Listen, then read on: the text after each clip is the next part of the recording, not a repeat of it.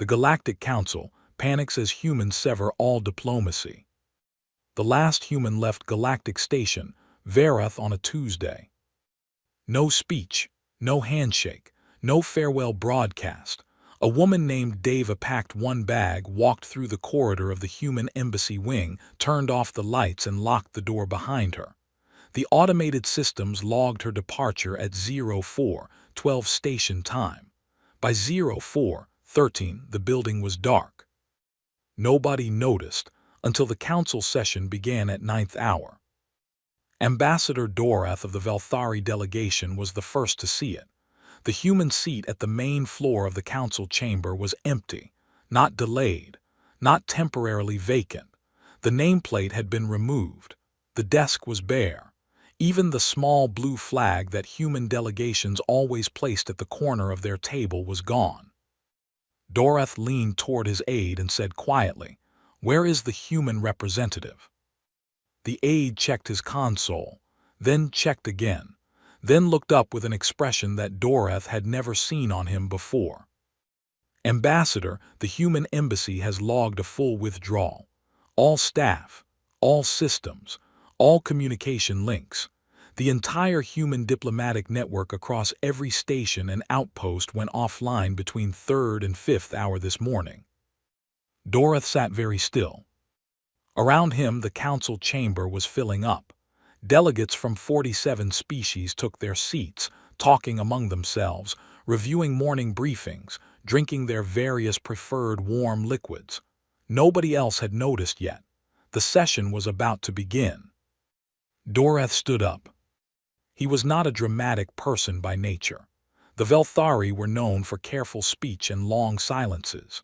But he stood up in the middle of a filling chamber and said, loud enough for the nearest 3 delegations to hear, "The humans are gone." The conversations around him slowed, then stopped. An elder from the Sulith delegation, a heavy-set figure named Korath with 4 arms and a permanent frown, looked across the chamber at the empty human desk and said, "Gone where?" Nobody had an answer. The session was delayed, then postponed entirely. Council staff scrambled to contact human diplomatic channels and found nothing. No signal, no automated response, no error message. The communication lines existed, but nothing was being received on the other end. It was like calling a room where someone had simply decided not to pick up. A technical team was sent to the human embassy wing on station level 4. They found everything in order. Desks were clean. Floors were swept. All personal items had been removed. In the main reception room on the central desk was a single folded sheet of paper. Paper, not a data pad, not a digital file. A sheet of actual paper which humans occasionally used for things they considered important. The team leader picked it up and read it. Then she read it again. She sent a photo to Dorath before she had even finished processing what it meant. The note had 4 words. "We are done asking." Dorath held his console and looked at those 4 words for a long time. He thought about every council session he had attended in the last decade. He thought about the proposals humanity had submitted, the requests for equal voting weight on resource distribution, the repeated complaints about frontier security being ignored, the formal petition 2 cycles ago asking the council to recognize human casualties in the border conflicts as a matter of record. He thought about how many of those submissions had been debated and how many had simply been received, filed, and never discussed again. He set his console down. Around the chamber, word was spreading. Delegates were reading the message on their own screens now. The reaction was not panic, not yet. It was something more uncomfortable than panic. It was the particular silence of people who had just realized they may have made a very serious mistake and were not yet ready to say so out loud. Elder Korath crossed the chamber and stood beside Dorath. "This is a stunt," he said. "They want attention. They will be back at the table within 2 weeks." Dorath did not answer immediately. He looked at the empty desk. He looked at the clean floor where the human flag used to sit. He thought about the word stunt and whether it applied to someone who had packed everything, turned off the lights, and swept the floor before leaving. Perhaps, he said finally. But he did not believe it. Before the day was over, the council had confirmed that the human withdrawal was not limited to Station Verath. Every human diplomatic presence across the known network had gone quiet in the same window of time. Trade envoys, military liaisons, cultural observers, medical advisors posted to outer rim stations. All of them had left their posts in an organized and unhurried manner, as if it had been planned for a very long time. Because, as Dorothy would later learn, it had been. The investigation team assigned to understand the cause would spend 3 days reviewing records before a junior researcher named Sorvith found something that made him sit back in his chair and stare at the ceiling. 22 years ago, the human delegation had submitted a formal document to the Galactic Council, 47 pages, detailed, carefully written. It listed every instance in which human concerns had been dismissed, every vote in which human interests had been outvoted without discussion, every request that had disappeared into administrative silence. The document had been received, assigned a file number, and never opened again. Sorvith pulled it up on his screen and read the title. It said, "A request to be heard." He closed his eyes. Outside the window of his small office, the stars were exactly where they had always been, but something about the station felt quieter now. Something that had been running in the background, steady and reliable, had simply stopped. And nobody had noticed until it was gone. The first thing that broke was the food. Not everywhere, not all at once, but on 17 outer rim stations, the weekly supply runs that everyone had taken for granted simply did not arrive. The routes still existed on paper. The contracts were still technically active. But the humans who had quietly maintained those logistics networks, who had known which docking coordinator to call when a shipment was delayed, who had memorized which cargo hauler was reliable and which one needed a backup plan, those people were gone. And nobody else had learned what they knew because nobody had thought to ask. On Station Pelrath, a Dorvani supply officer named Getha spent 4 days trying to reroute a medical cargo shipment that a human logistics coordinator named Farron had been handling for 11 years. In 11 years, Farron had never missed a delivery.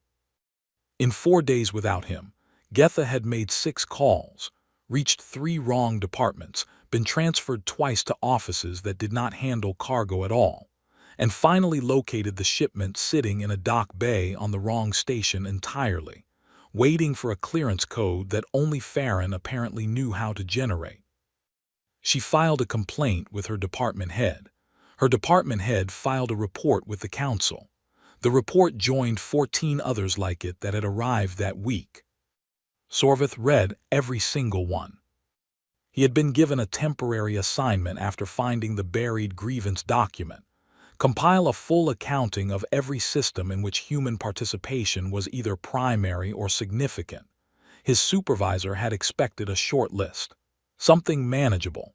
A few trade routes, some patrol duties, perhaps a handful of diplomatic functions. By the end of the 3rd day, Sorvith had filled 60 data screens and was still going.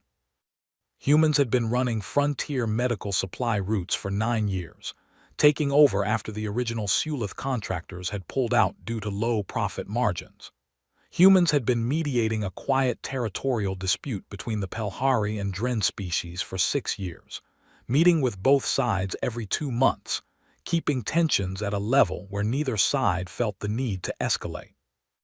Humans had maintained 17 relay communication nodes along the outer band of the network, nodes that other species used constantly, but had never bothered to staff themselves. Humans had been providing trained emergency response teams to stations in the outer rim since a crisis 12 years ago had shown that the Council's official response forces were too slow to reach those distances in time. None of this had been in any Council official record. No ceremony, no acknowledgement, no formal agreement in most cases, Just humans doing work that needed doing, showing up where nobody else wanted to go, and continuing quietly for years.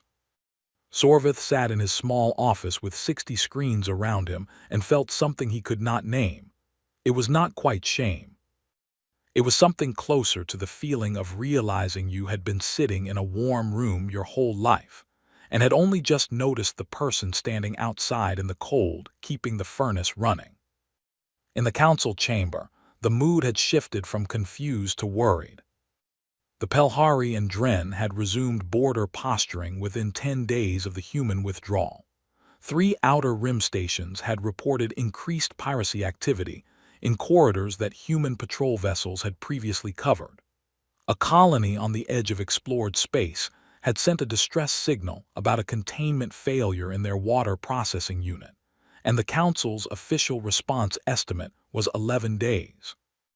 The human rapid response team that had previously served that region would have arrived in 36 hours. Elder Koreth was no longer calling it a stunt. He stood in a closed council session and spoke in the measured tone of someone choosing words very carefully. We need to open communication, formally. Send a vessel to Earth with a diplomatic team and an open agenda. A Dorvani elder named Jessa, who sat across from him and had never agreed with Koreth on anything in 12 years of council service, nodded immediately. Agreed. The room was quiet. That alone told Doreth something. The diplomatic vessel was prepared within 3 days. It carried 4 senior delegates, a full communication array, and a carefully written message that had been reviewed and revised 17 times before departure. The message expressed the Council's concern about the disruption to galactic relations and invited humanity to return to the table for open dialogue. It did not contain an apology. Several delegates had argued for one. Several others had argued against it. In the end, the message said nothing that could be interpreted as an admission of fault. It was polite, careful, and empty. Doreth read the final version and said nothing. He had not been asked to approve it. While the vessel was being prepared, on a quiet patch of earth in a region of low hills and old trees, Ward sat on his porch in the late afternoon and watched a neighbor's kid kick a ball against a fence. The kid was maybe 14. He had been watching Ward for a few days with the particular curiosity of someone who had heard something interesting about the old man next door, but did not know how to ask about it. Eventually, the kid walked over and leaned on the fence. Is it true you used to work for the space government? Ward smiled slightly, something like that. Did you quit? Ward thought about that. We all did, all at the same time. The kid was quiet for a moment. Why? Ward looked out at the hills. The light was going golden. Birds were making noise in the old trees at the back of the property. It was a very ordinary evening. Because sometimes, he said, the only way to make someone hear you is to leave the room and wait. The kid looked uncertain. What if they don't come after you? Ward picked up his cup from the small table beside his chair. Then you find out they were never really listening to begin with, and that tells you something useful too. The kid went back to his ball. Ward sat with his cup in the quiet evening and did not look at his old diplomatic communications device, which had been sitting in a drawer for 3 weeks now with no messages on it at all. That was fine, he could wait. The Council vessel arrived at Earth's outer orbital band on a quiet morning, by Galactic Standard Time. The planet below was blue and white and very still. No human ships came out to intercept them. No warning signals were sent. The automated navigation buoys that marked the approach corridor were still active, which meant someone was maintaining them. The beacon at the edge of the system had guided the vessel in without any issue. Earth's infrastructure was functioning perfectly. It simply was not responding to them. Lead Delegate Orvan of the Sulith tried the primary communication channel first. A clear tone, then silence. He tried the secondary channel. Silence. He tried the emergency diplomatic frequency that was supposed to be monitored at all times under the Galactic Communication Charter. A recorded message played back in clean, fluent Galactic Standard. You have reached the outer relay for Earth diplomatic communications. Earth is not accepting visitors at this time. Please leave a message with the relay system and it will be received. Thank you. Then silence again. Orvin stared at his console for a moment. He was a veteran diplomat of 30 years. He had negotiated ceasefires between species that had been at war for generations. He had sat across from leaders who had screamed at him, threatened him, and once thrown a ceremonial cup at his head. He had never in 30 years been told, politely and without emotion, to leave a message. He left a message. He stated the Council's position clearly. He noted the disruptions to galactic logistics and security. He expressed a sincere desire for dialogue. He said the Council was prepared to listen. He used the word listen 3 times because the communication team back at Verath had suggested that specific word might matter to humans right now. Then the vessel waited. It waited 1 day, 2 days, 3.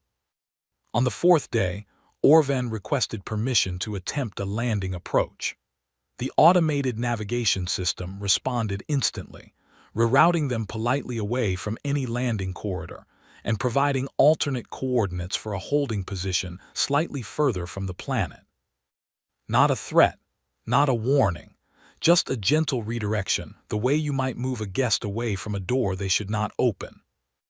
On the 6th day, the crew was restless. Navigator Peth, young and practical, watched Earth turning slowly below them through the observation window and said, "They know we are here." "Of course they know," Orvin said. "Then why are they not angry? Why are they not doing anything?" Orvin thought about that. He had been thinking about it for 6 days. "Because they do not need to be angry," he said. "They already did what they decided to do. They are waiting to see if it matters to us." Peth was quiet. "Does it?" Orvin looked down at the planet. He thought about the message sitting in their relay buffer, unanswered. He thought about the 17 reports of supply chain failures. He thought about the colony that had needed help and received it 11 days late instead of 36 hours.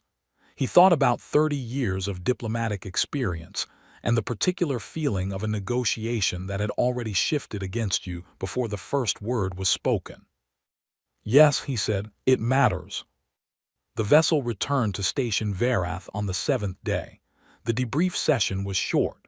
Orvin delivered his summary without softening anything. "They are not coming back because we asked. They are not coming back because we sent a ship.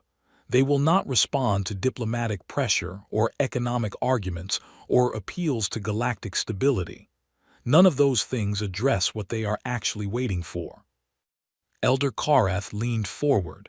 "And what are they waiting for?" Orvin set down his briefing notes, "To see if we are capable of saying we were wrong." The chamber went quiet. It was a specific kind of quiet, not the silence of agreement, not the silence of shock. It was the silence of a room full of people who understood exactly what was being asked of them and were calculating, each in their own way, what it would cost. Back on Earth, Ward had spent the week fixing a section of fence at the back of his property. The wood had rotted at the base and the whole panel had come loose over winter. He had pulled the old posts, dug new holes, set new timber, and spent 2 afternoons painting the new section to match the old. He found the work satisfying in a way that diplomatic meetings had rarely been. His old colleague Breen called him on a Thursday evening. Breen had been a trade liaison for 12 years before the withdrawal and was now teaching at a small university in the northern province. "Did you hear about the council ship?" Breen said. "I heard. 6 days in orbit, no response accepted. They went home." "I know." A pause on the line. Then Breen said, "Do you think they understood the message?" Ward set down the cup he had been holding and looked out the window at the new fence section. The paint had dried well. It looked clean and solid against the old wood beside it. Some of them did, he said. The smart ones did. And the others? The others will understand when their supply routes keep failing, and their border conflicts keep growing, and they keep looking at that empty seat in the council chamber every session. He paused. Reality is a patient teacher. Breen laughed, quiet and tired. How long do you think before they do something real? Ward looked at the evening sky. It was darkening fast. The first stars were appearing, the ones that were close enough to see without equipment, the ones humans had known by name for thousands of years before anyone else in the galaxy had bothered to look their way. Not long now, he said. He was right. The Dorveni moved first. They had been watching the situation for weeks with the particular patience of a species that had always preferred to gain through other people's losses rather than through direct effort. Elder Jessa called a closed session with the 3 largest Dorveni trading houses and made a proposal. With humanity out of the Outer Rim logistics network, there were routes available that had not been open to Dorveni contractors in over a decade. The humans had undercut them on price repeatedly. Now the humans were gone. It was, Jessa said, an opportunity. The Sulith received the same message 3 days later, framed differently. A Dorveni envoy suggested that without human mediators active in the Pelhari-Dren dispute, the Sulith might find it useful to offer their own services. The Sulith had interests in that region. A mediation role would give them access. Doreth learned about both conversations through a Velthari intelligence contact and spent an uncomfortable evening reading the reports. The council was not holding together. Without the common pressure of human participation to define a shared interest, the old fault lines between species were opening again. The Dorveni saw an advantage. The Sulith were calculating. Smaller species were doing what small species always did in uncertain moments. They were looking for someone larger to stand behind. 3 of them had sent independent envoys to Earth. Not official delegations, not council representatives. Private individuals traveling on personal permits, arriving quietly at Earth's outer relay and leaving messages that were less formal requests and more the kind of message you send when you are scared and not sure who else to ask. One message was from a Pelhari community leader whose station sat directly in the contested border zone. She wrote that her people had 6 months of food stores left and that the situation with the Dren was worsening, and that the human mediator who had been coming to them for 6 years had always made them feel like someone knew they existed. She said she was not writing to the council. She was writing to whoever among the humans might still be listening. Her name was Sira. Another message came from a small species called the Mineth who lived on 3 stations in the outer band. They had no military capacity and no significant trade value, and had survived in galactic politics for generations primarily because humans had, for reasons the Mineth still did not fully understand, always included them in conversations. A Mineth elder named Tav wrote that his people did not know what they had done wrong and asked, with very simple words, whether there was anything they could do to help fix it. The third message came from a young Sulith researcher named Preth. She had no official title. She was not authorized to contact Earth by her government or by the council. She wrote anyway because she was 24 years old and had grown up reading human scientific publications that were available on the open network, and had spent 2 years of her academic career studying human approaches to cross-species conflict resolution, and had a specific, concrete, well-researched opinion about what the council had done wrong and how it could be corrected. And she felt, with the particular urgency of someone young enough to still believe that the right information delivered to the right place could change things, that she should say so. Her message was 12 pages long. It was the most thoroughly cited diplomatic communication Earth had received in a month. The Human Foreign Affairs Office read all 3 messages on the same morning. They read them separately and then together, and then passed them to a small review committee that met for 2 hours and reached a consensus that was unusual for a government body. Unanimous. They responded to all three. Sierra was told that her region had not been forgotten and that the situation was being monitored. The Mineth elder Tav was told, with warmth, that the office made a point of putting into the language that his people had done nothing wrong and that this was not about them. And Preth was told that her document had been read in full, that several specific points had been noted, and that she might want to be somewhere with reliable communication access in the coming weeks. Preth read that last line 4 times. Then she told her department supervisor she needed a personal leave week and booked transit to a neutral relay station near the outer rim. Back in the council chamber, Sorvith had finished his report. It was 230 pages. He had spent 3 weeks on it. He had given it a plain title, What Humans Did That We Did Not Record. His supervisor had read the first 40 pages and stopped. Not because it was poor work, because it was very good work and reading it was deeply uncomfortable. Every page was another function, another route, another service, another quiet responsibility that humanity had taken on and maintained, and never once been formally thanked for. Sorvith presented a summary to a small internal committee. He used no dramatic language. He simply described what he had found and let the numbers speak. When he finished, there was a long silence. Then an elder from one of the smaller delegations, a species called the Veth whose homeworld sat close to several of the now-disrupted supply routes, said quietly, "How did we not know?" "We knew," Sorvith said. "The records were there. We simply never looked at them together before." He paused. "I think we did not look because if we had looked, we would have had to acknowledge it, and acknowledging it would have meant treating them accordingly." Nobody in the room argued with him. Outside the station window, a cargo vessel from a Dorveni trading house was moving into a position along a route it had never operated before. It was moving slowly, the way something moves when it is not entirely sure of the path. Sorvith watched it for a moment, then he turned back to his data screens. There was still more to add to the report. Sorvith did not intend to make it public.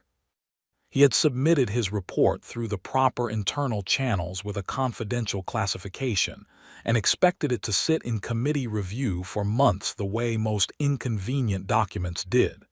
He had done his work. He had said what he found. He had gone back to his regular assignments. 3 days later, a copy of the report's summary section appeared on the Open Galactic Information Network. He never found out who released it. What he did find out from his office window was what a political crisis looked like when it moved at full speed. Within 48 hours of the release, the council communication offices had received over 9,000 messages from ordinary citizens of member species, not diplomats, not officials, just people who had read the summary and had opinions. The Veth community across 17 stations organized a public statement. 12 academic institutions published immediate responses. The document was translated into 31 languages within 4 days. The specific line that spread fastest was a simple one near the end of the summary. It read, "For 22 years, humanity asked to be heard. We assigned their request a file number and never opened it again." The council session that followed was the loudest in Doreth's memory, and he had been attending sessions for 19 years. Elder Koreth opened by calling the leak an act of political sabotage and demanding an investigation into its source. 3 delegations interrupted him before he finished the sentence. The Veth elder stood and asked, in a voice that carried clearly through the chamber, whether the council intended to spend its energy finding who had shared the truth or examining the truth itself. Koreth sat down. What followed was 6 hours of argument that Doreth found both exhausting and, in a strange way, necessary. Some delegations pushed hard for a formal apology. The Dorveni pushed back equally hard, arguing that an apology would be interpreted as weakness and would set a precedent that every species with a grievance would immediately try to exploit. A smaller delegation from the Keth species argued that the distinction between an apology and an acknowledgement was meaningful, and that the council could acknowledge a failure without framing it as submission. The Dorveni called that a meaningless difference. Doreth, who had not planned to speak, stood up. He was not naturally a speaker.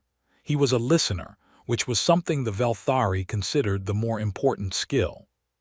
But he stood, and the chamber went quiet because he almost never stood to speak, and people noticed. He said, "We have been debating what the humans want from us for 6 weeks. We have sent a ship. We have written messages. We have argued about language and framing and precedent. But we have not done the one thing that would actually tell us what they want. We have not asked them directly and honestly without political calculation whether we can repair this." He paused. Not as a council, not through official channels, as individuals who understand that something real was broken and want to understand how to fix it. Elder Jessa of the Dorveni said, "That is not how diplomacy works." "No," Doreth said, "it is not, and perhaps that is part of the problem." He sat down. The session ended without a resolution, which was not unusual, but something in the room had shifted. Doreth could feel it the way you feel a temperature change before you can name the exact difference. Something had moved. It was Koreth who came to him afterward. This surprised Doreth considerably. Koreth was not a person who sought out conversations he did not need to have. He stood in the corridor outside the chamber and looked at the floor for a moment before speaking, which was not his usual manner. "I want to draft a message," he said. "A real one, not the kind the communication team produces. Something that says what actually happened and why it should not have." Doreth looked at him. "You want to apologize?" Koreth made a sound that was halfway between agreement and discomfort. "I want to acknowledge, specifically, with the actual file number of the document we buried and the actual date it was received and never opened." Doreth understood then. Specificity was the thing the previous messages had lacked. Anyone could write a general expression of regret. What Koreth was describing was something harder. It was the kind of apology that required you to name exactly what you had done, which meant you could not pretend afterward that you had not known. They wrote it together that evening, 4 paragraphs. Koreth wrote the first 2, which were harder, and Doreth wrote the last 2, which tried to say what the council was hopping for without making demands. They reviewed it 3 times. They removed 2 sentences that felt like they were trying to soften the acknowledgement with explanation. Explanation could come later. Right now the message needed to stand clearly on its own. It was sent to the Earth Relay at 22:00 station time. Ward was asleep when it arrived. He read it the next morning with his cup on the porch table and the early light coming across the hills. He read it twice, then he set it down and looked at the sky for a while. Then he went inside and made a call to someone in the Foreign Affairs office. He did not say much on the call. He said, "The message from the council this morning, the one signed by Doreth and Koreth together. Read it carefully. I think it is the real thing." A pause on the other end. Then, "Do you want to go?" Ward thought about the fence he had just fixed. He thought about the evening conversations on the porch and the very ordinary life he had been living for 6 weeks. He thought about Sira and Tav and Preth and what they had written in their private messages. "Yes," he said, "I will go." He packed 1 bag. He always traveled light. Relay Station Orvith was not built for important meetings. It was a small waypoint in the outer band, designed for cargo handoffs and communication transfers and the occasional emergency shelter. It had 12 rooms, 2 common areas, 1 functioning food processor, and a view of empty space that was more honest than beautiful. Nobody had ever held a diplomatic session there.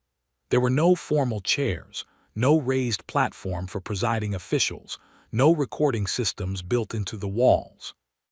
Ward arrived first. He was given a room the size of a storage closet and ate a meal from the food processor that tasted like warm cardboard and sat in the small common area reading until the others came. Preth arrived next. She came on a transport that served 3 other stops and had clearly been traveling for a long time. She had dark circles under her large eyes and was carrying a bag that looked heavier than it needed to be, and when she sat down across from Ward, she immediately pulled out a data pad and set it on the table. Ward looked at the data pad and then at her. "Are you going to take notes?" "I take notes at everything," she said. "It is a habit." "Good habit," he said. She looked at him with the careful attention of someone who had been studying humans academically for years, and was now sitting across from one in a cold relay station common room and was trying to match theory with reality. "You are Ward," she said, "the retired diplomat." "That is correct." "You are not the head of the human delegation." "There is no head of a human delegation," Ward said. "There is just me and a bag." Preth considered this. "That is unusual."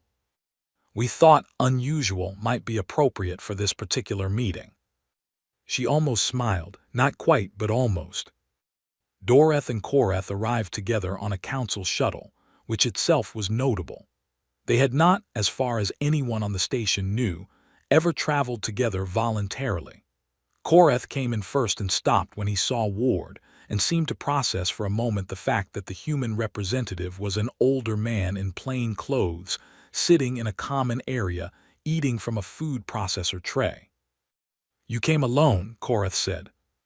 "You came with Doreth," Ward replied. "That surprised me, good surprise." Koreth sat down. He had the manner of someone who had prepared extensively for this conversation, and was now slightly thrown off by the location and the lack of ceremony.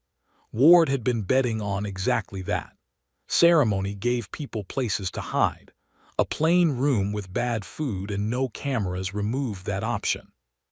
The Velthari delegate Dorath sat quietly at the edge of the table. Preth was already typing. The 4th person at the table was a Veth community representative named Haro, who had arrived an hour before Ward, and had spent the time rearranging the chairs. He was small and quick-moving, and had 4 fingers on each hand, and had apparently been involved in Outer Rim community logistics for 20 years, and had strong opinions about what needed fixing, and had written them in a document he now placed on the table beside Preth's data pad. Ward looked at the people around the table. A retired human diplomat, a young Sulith researcher who came without permission, a Velthari ambassador who preferred listening, a Sulith elder who had flown with someone he had argued with for 12 years to get here, and a Veth community coordinator who had rearranged the furniture. No cameras, no press statement prepared, no flags. Ward folded his hands on the table and said, "What changed?" Koreth looked at him. "I beg your pardon." "Something changed," Ward said. "The first ship you sent sat in orbit for 6 days and went home. The first message you sent was polite and empty. Then you sent a real message, specific, with a file number and a date.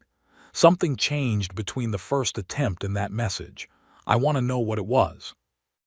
A long pause. Korath said a report was published. It listed what humans had been doing, all of it together. "And that changed things." "It changed what we could pretend not to know," Korath said. He was choosing words carefully, and Ward respected that. Careful words from Korath meant he was trying to be honest rather than political. There is a difference between knowing a thing in pieces and seeing it assembled. The pieces were manageable. The whole was not. Ward nodded. "I appreciate you saying that directly." "I am told you prefer directness." "Everyone prefers directness. Most people are afraid of it." Ward opened the small folder he had brought with him. Inside was one document, 3 pages. He put it on the table. "These are the terms we need, not demands, terms. There is a difference." Doreth leaned forward and read quietly. The 3 pages asked for 3 things. First, formal recognition in Council records of humanity's contributions to galactic logistics, security, and mediation. Not as a monument. As a factual entry in the official record, the kind that had always existed for other species and had never existed for humanity. Second, equal standing in council votes on matters that directly affected human lives or human-managed systems. Not extra power, exactly equal standing, what every other full member already had. Third, a binding process. Any formal submission by a member species must receive a substantive response within 60 days. Not a file number, an actual response. What had happened to the grievance document 22 years ago could not happen again by design. Korath read it twice. Then he looked up. "That is it," he said. "That is it," Ward said. Korath sat back. He had clearly prepared for something harder, something that would require days of negotiation and a team of analysts. He looked faintly unsettled, the way people look when they have braced for a blow that does not come. Haro, who had been quiet until now, said simply, "We will support all 3 points publicly." Preth had already been typing for several minutes. She looked up and said, "I have a draft framework for the 3rd point if you want a starting structure." Dorath said, "I believe we can agree in principle today." They did. The formal language took 3 more weeks and a team of actual lawyers, but the agreement in principle was made in that small common area with the bad food and the honest view of empty space. Ward signed it with a pen he had brought from home. Korath used a digital seal. Preth witnessed both. Ward flew home and fixed another section of fence that had been bothering him. He gave one short statement to the press outside the transit station, said the broad outlines of an agreement had been reached, and went home to his porch. 3 weeks later, Deva took her seat in the council chamber. She was human and 41 years old, and had grown up knowing that her species did a great deal of work that was never written down. She set her folder on the desk and put her hand on the smooth surface where the human flag had been before, where it now was again. Elder Korath opened the session. He looked at the human delegation seat, and across the chamber, Dorath caught his eye for just a moment. Then Korath said, in a clear voice with no ceremony around it, "We should have listened sooner." Deva looked up from her folder. She nodded once. Then she opened to the first page of agenda items. There was a great deal of work to do, and very little of it was dramatic, and that was exactly how she preferred it. The room began to work.